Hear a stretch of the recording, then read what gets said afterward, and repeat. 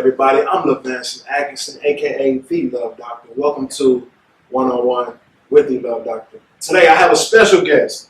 Mr. PV is in the building. How you doing, sir? I can't complain. I'm blessed. You doing good? So most people know you as Mr. PV. What's your real name? My real name, and as you've heard on Twitter before, I had a couple of people imitate some of my paraleals. Okay. My name is Johann Conway Jr. Mr PVAMU in 2017, 2018.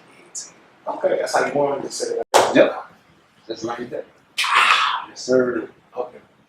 I know people ask you to speak for a lot of places because you're Mr. PV. Right. What are some of who are three of your top favorite speakers and why? What speech did they do that moved your heart? Man, I can't label a specific speech, but some of the people I pay close attention to when they speak is Mr. Louis Farrakhan, Mark Lamont Hill in particular. That's probably my favorite all time. I actually got the opportunity to hear him give a speech in 2013 when he came to TSC for the Black Heritage Band. And ever since then, man, I was like, bro, I got to do speeches just like that. If I'm going to speak in front of an audience, I got to captivate the crowd just as he did. So every time I speak, I hope that I'm in the image of Mark Lamont Hill. Yes, sir. Is that one? Just that one. Just that one. I can't lie. That's my favorite all the time. I understand. Yes, sir. I like that. So, coming to PV, what made you choose PV out of all places you could have ever been? All right, so as some people know, I transferred. My initial school was UTSA, and I transferred to PV. The reason I transferred to PV is I had a couple of friends that had already been here before and had graduated. And when I was searching for a school after my year at the community college, PV came up. I met Haywood Sinclair, and the biggest thing he told me is that PV is a big fan. And I really didn't understand what he meant until I got it. So I filled out the application. I came for the orientation. I met people around me that looked just like me. And I think that's the biggest thing, the beauty of an HBCU. You see people that wear the same crown as you on a daily basis, achieving and excelling in every endeavor. And that's the beauty of it. So I didn't get the PV experience, the HBCU experience initially. My older brother went to Graham, and he would always talk about it. So I was like, man, it sounded like something that would fit me. So I ended up coming to PV. So a lot of times in people's heritage and people's families, they're the first person to go, or they're a line of people that you're going after. How is that situation with you? Well, my grandmother and her sisters graduated from Grambling. My older brother graduated from Grambling as well. And on my side of the family, I will be the first one to graduate from the college, from the university. Congratulations. Appreciate it, man. I wear it as a badge of honor. I'm trying to set a standard for my younger brothers and sisters on this side of the family, so hopefully they follow suit. I appreciate it, my brother. Coming with the title, Mr. PV, that's a lot of weight behind it. Yeah. Tell us something that Mr. PV holds that you don't see it behind closed doors, right? And you something that you do that's so special that comes with the name that you have to prepare for. Well, truthfully, with this, I guess with this position, there is no preparation until you get into something like, I wouldn't compare it to the lens of being a parent, but you really learn how to become a better parent when you become a parent. It's the same thing with the site. Honestly, I didn't know what being Mr. PV implied until I got into it. But one of the things that I sought out to do, I labeled goals. And I'm slowly but surely checking each one of them off the list. One of the major things that I like doing is I like going to schools and speaking. I had the opportunity to go to Brenham High School recently and speak to a class of high school students. I want to say they were freshmen in the program. And when I got to speaking to them, I noticed that one of the young men kept putting his head down. So being as though I know how to speak, I have experience with it, I picked on him. I kept asking him questions just to get him involved. And afterwards, me and him sat down and talked, and I went to the restroom. And when I came back, he wasn't there. His coach told me that he was dealing with some abuse at home, right? But for the first time, the coach heard him say he wanted to go to college. More particularly, he said he wanted to go to PV, right? Man, that had to be the best feeling in the world. I think a lot of times we tend to forget the importance of giving back and going speaking to these high school kids. I had people do it for me all my life, telling me go to college, go to college, go to college. So when I got to high school, It was second nature. I knew I was going to college, and I knew I was going to graduate from college. Now, I didn't know the time frame, but I knew I was going to do it. And to hear him say, man, I can't wait to go to PV, to tell his coach that. The coach said that's the first time he had ever heard him speak about going to college. And if I could do that for 100 kids, my duties are fulfilled with this title. So things like that, every time you speak, you look into that audience, what's something that pops in your head and says, if I don't leave here today, I want them to retain one thing. What's that one thing you want them to retain? Well, one thing for me is when I hear speeches, I pull away motivation. So when I speak to an audience, I'm hoping they pull something that'll motivate them to excel and achieve or to do something great after this period is over, right? I didn't have motivation for a long time. So what I would do is I would sit on YouTube, I would look up Mark Hill, Dr. Uma Johnson, Dr. Seavey, Martin Luther King, Louis Farrakhan. I would look up these people just to dissect their speeches. And most of the time I would hear it, I was like, man, I can do this. I can do whatever it is I had my goals set on at that point. I knew I could do it after hearing them speak because everybody has their story, right? And how they overcome that situation had to relate to me. And when it did, I was like, all right, I'm going to go ahead and attack. Let's go ahead on, right? All of that motivation for myself came from within. I didn't have anybody, sitting around telling me do this, do that. I didn't have that at that point. So when I go into a crowd, I'm hoping that I motivate somebody just as those men that I spoke of motivated me. A lot of people know that it's hard to get to a journey like me and you. It's hard to get to a place in my life that we're role models now. Right. We're trying to set a perfect example. But life is not perfect. We've never been perfect. And so there have been times, hardships in our life that we sometimes look around, we're like, we don't know what place to go, right, or who to talk to. So what would you tell somebody that's going through something right now, don't have nobody to talk to, and going through a struggle in vain? What would you let them know to get them to persevere in life? Man, just speaking from my personal experience, eventually I got tired of being down. The quote is, I got sick and tired of being sick and tired, right? In 2012, I lost my best friend and I lost my little sister, right? In a week span from each other. In 2013, I lost my younger brother, right?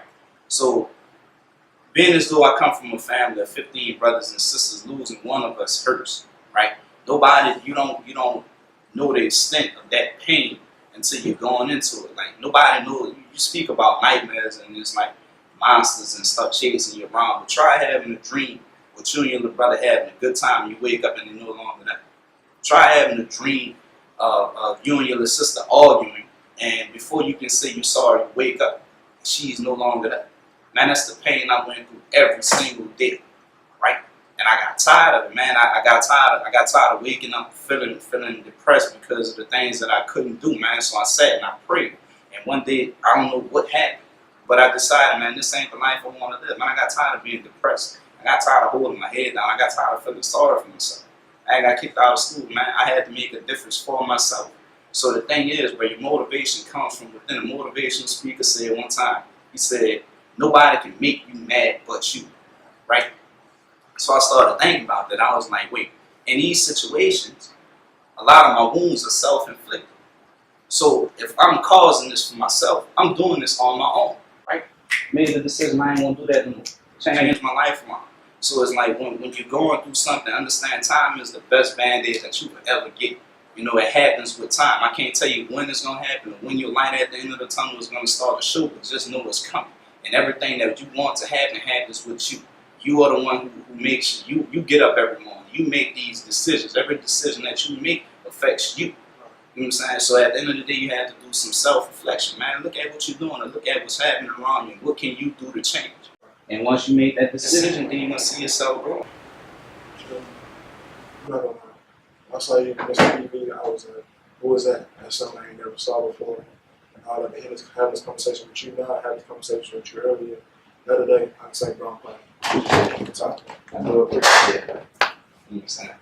That's why I'm here. And so, you know that my name is the Love Doctor. Right. And so, come with the Love Doctor, I have to ask you a little bit questions about love. How do you feel about love in college? Man. Not. I'm saying that because like I was in a real life relationship prior to coming here. Okay. And I didn't love myself for a long time. So how could I love somebody else? Exactly. So to Max, I want to apologize, for the things that we went through. A lot of it was because I was figuring myself out. So to you, I want to say I'm sorry. I'm a better man. I hate that we didn't work out, but everything happens for a reason. But love in college is probably, it happens, and it's a good thing if you find it. But it can be a big distraction because a lot of people at this age are immature. And that's not to call anybody childish or anything like that. But immaturity sometimes isn't a bad thing. Once you recognize the immature things that you were doing, you can grow from that. And then you become a mature person in a relationship. A lot of times we have to figure out what is it that we really want. At this age, I think a lot of what we tend to confuse love with is sex or the infatuation of physical attraction. Lust, there you go. A lot of people are lusting, man. And here we are consistently running through women. And a lot of us don't know what it means to settle down and commit. Once you give your all to one person, then I think you truly find love. But as long as your eyes are wandering, you're never going to find it. Because you don't know how to commit. You don't know how to figure somebody else. And you damn sure don't know how to figure yourself out if you need everybody else to kind of shape that circle for you. Nah, man, just try to settle down and focus on one person and see what you get. Right. People don't understand that. That's why I try to preach, not preach a lot, but tell people a lot. If you don't focus on yourself, how you gonna help somebody else? At the end of the day, if you make that happen, you're gonna damage somebody else and their family and damage it for the next person. Yep. Well, a lot of times, boys and girls be like, I'm still struggling from my last relationship. I'm still struggling for what she did to me. That's because somebody else messed you up. Right. It takes time to rebuild yourself. If I don't rebuild myself, I'm fighting my queen in life. Exactly. One of the things, because that's universal, the carrying baggage into another relationship. One of the things, the analogy I use is just say one day you got a fresh pair of shoes on. Now to get to your front door in your house, there's a pile of mud. So you got to walk through the mud, right? And you get to that front door of your brand new house. What's the first thing you should do? Take off your shoes. Because if you don't, then you're going to trap that mud onto your fresh car, right? I'm saying that to say, before you get into another relationship with somebody, you got to let the baggage go.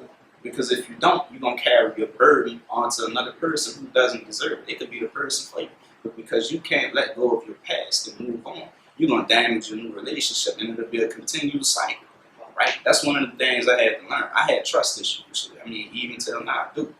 And a lot of that stemmed from my previous relationships. But now I know at this age that regardless of what happened in the past, not every female is going to be the same. True. You know what I'm saying? So I can't bring my past lack of trust or infidelities on this new person. She doesn't deserve it, right? So it's a big part of maturity and recognizing where you went wrong. Everything that I did wrong in that relationship, I say I'm sorry for it and I'm moving forward.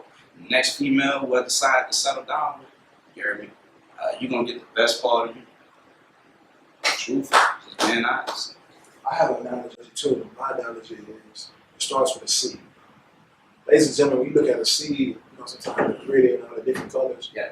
You get the seed, you put it in some dirt. You get some soil, put some water.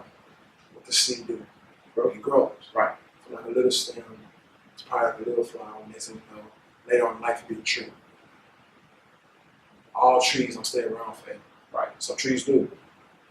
But if something happened where that tree get chopped down, don't just go back and water the same seed. Correct. Sometimes you need to get a new seed and be like, maybe that seed went for me. Maybe this one can be better. It's the truth. It's the truth, man. It's just like saying, not everybody you meet, you're meant to be with for the rest of your life. Like a lot of times we use analogy, people come into your life for seasons. That's not always a bad thing. Because some of the women I dealt with in the past, they taught me something about myself. Like recently, I was talking to the little chick, and man, she was like, I write poetry. It's been a while since I sat down and actually wrote a poem. So I was like, you know what? I do too. Well, I used to. So she kind of sparked something in me. And it's like, man, every night when I get bored now, I start a poem, and I have yet to complete it, But it's like throughout the days, man, I add something to them. You know what I'm saying? So it's like now I have like 9 poems that I done wrote. And me and her ended up not talking anymore, but I still had that spark. You know what I'm saying? Like, I kind of writing a book now. You know what I'm saying? Like a book of motivation. When I go around to the high schools, like, I want to be able to give them something tangible. You know, something they can have and actually read. So if they ever fall on bad times, they'll be like, well, let me pick up this book. You know, I ain't going. Let me get this book and read it and get motivated. You know what I'm saying? So you get these sparks from different people. You figure out yourself different interactions with people. You know what I'm saying? And sometimes those seasons don't last long, but the feelings that you have don't fade away. And there's a lot of things I'm trying to build out with people. Like I'm trying to bring gentlemen back. Some people say gentlemen up, but me and you, how we do romantic things just to don't get our lady attention, but get our lady heart. Right. Type situation. Yes, sir. Like if you want to get a lady attention, that means most likely you just trying to get in and get out. Right. But all right, say you got a special lady. For this one right here, say you got a special lady. And like some words on your mind that you want to say to her. What type of poem, how would you give it to her? Or something? All right, so I want to give like some special words. I can't lie, I probably write a poem. I'm good at doing that on the spot. So how you make me feel will be portrayed in that sweet melody of lines throughout that poem. And I'm gonna tell it to you. I might whisper it in you. But I'm gonna let you know exactly how I feel and hopefully you'll reciprocate that emotion. Ladies and gentlemen, we have Mr. PV here, the lover, the motivator, the fighter, the definition of from the ground up. So, thank you, sir, for being here today. More blessings to you. Next time I have you here, might be a Grammy in your hand, maybe some in your hand. I've been You never know, bestseller. Yes, sir. We'll see you next time on 101. Love you.